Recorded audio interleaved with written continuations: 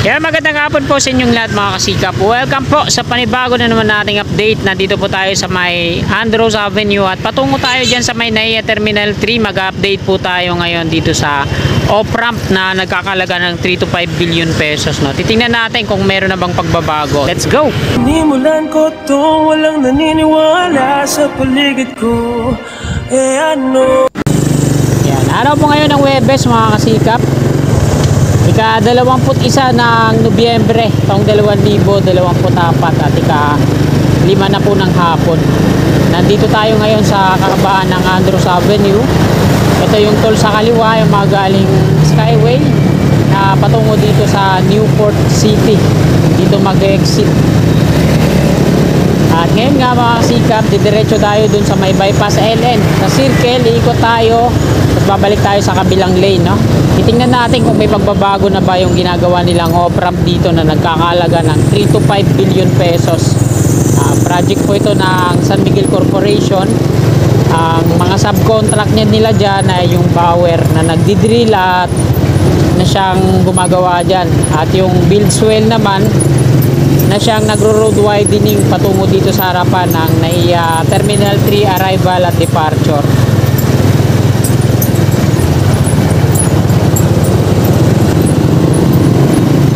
Ito yung on-ramp sa kaliwa natin. Entry NAIAX Terminal 1 and 2 and Makapagal at yung mga patungong Cavitex. Ayan naman sa taas yung elevated walkway mula dito sa McDo sa kanan patungo yan doon sa arrival at departure. Ayan o, dito yung pasukan yan.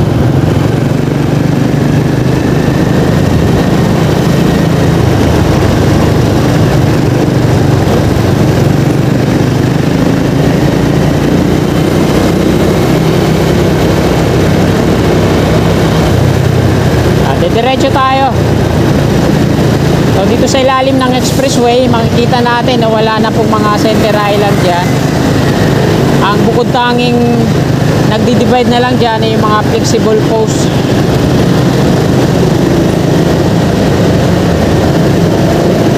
At dito po nag-uumpisa yung mga river cage sa may harapan ng Bauer ay ng Savoy Hotel na ang gumagawa po ay Bauer. Kasiga po. Dito sa ating gawing kanan, ito yung unang river cage, mismong harap ng Savoy Hotel. Pangalawa, pangatlo, meron siyang 7 na river cage dito, no? Sa kanan. Ayan yung sa off-ramp. Pag kumanan kayo dyan, patungong Baclaran, Pitex, diretso tayo. So ito yung pang 7 na river cage. So tingnan lang natin kung pababa na siya dito or tatawid dito sa expressway, no? Di pa natin tiyak, wala pang karugtong. Ito na yung bypass LN. Dito sa LN, andito naman yung Buildswell, tuloy-tuloy pa rin yung ginagawa nila road widening ito. Ayan yung circle, oh. Nilalagyan na nila ng kanal. May gutter na yan nung nakaraan, tinanggal ulit, tapos ngayon nilagyan naman ng kanal. Matraffic na yan, ayan yung patungong arrival at departure area.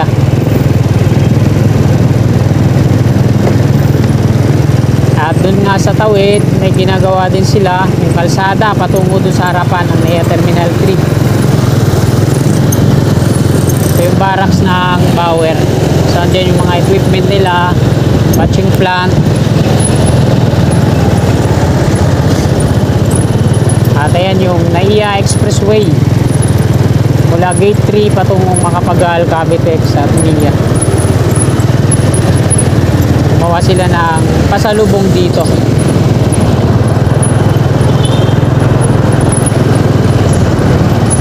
So pakita ko lang mga kasikap po, yung billboard tinatanggal na dyan. Dinidismantle na yung billboard. Ayan yung mga engineers sa tawid. Check yung gawa nila.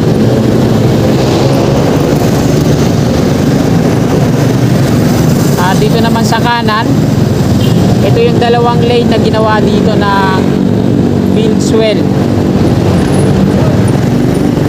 Ayan, oh, ginawang ano dito, temporary waiting area. Malawak din to, no?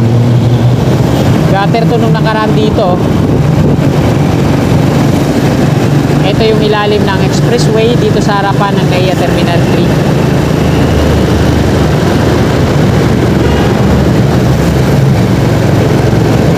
Malawak na dito, no? Lahat po ng ginagawa dito ay patungo yan sa rehabilitasyon na ginagawa ng San Miguel Corporation dito sa NAIA Terminal 3.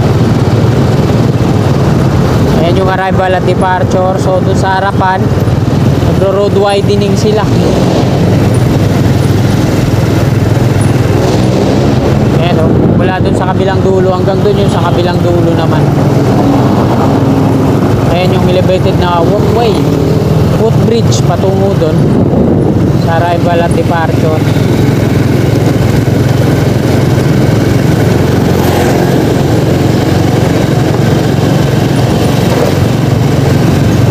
Parking dito sa ating bintana sa harap. Ito naman yung viaduct na expressway na patungo ng gate 3 at patungo ng skyway.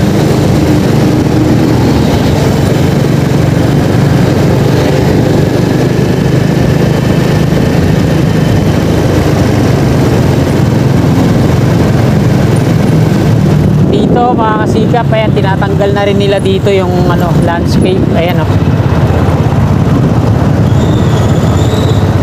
ayan, tinatanggal na rin nila dito yung mga landscape dito sa gitna. At pati nga itong center island eh, baka tanggalin din, umpisahan na rin.